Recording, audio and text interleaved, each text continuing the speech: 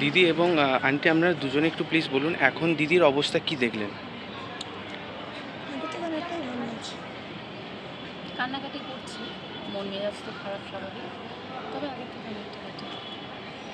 সায়গুদা একটা কথা বললেন যে এই রিসেন্ট দেখছিলেন মোবাইলে, দেবলীনাদির মোবাইলে দেখছিল যে ব্লিঙ্কিট থেকে অর্ডার করছে এবং সেটা সে অর্ডার করে এবং মানে ডেলিভারি বয়কে ডাকছে। তো এইটাকে কতটা মানে কীভাবে নেন এবং আপনারা কি তাদের সাথে কখনো যোগাযোগ করার চেষ্টা করেছেন?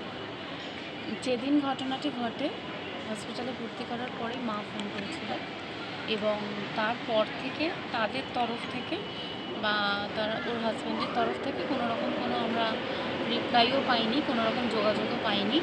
এবং তার পরের দিন থেকেই মানে যেদিনকে ওকে ভর্তি করা হয় সেদিন পরের দিন সকাল থেকেই এই জোম্যাটো সুইগি আমরা দেখছি, বাট কোনো রকম কোনো রিয়াকশন দেখিনি। আপনারা কি কোনো স্টেপ নেবেন? স্টেপ নেওয়ার কথা হচ্ছে, দেখো আগে তো বোনটাকে সুস্থ করব।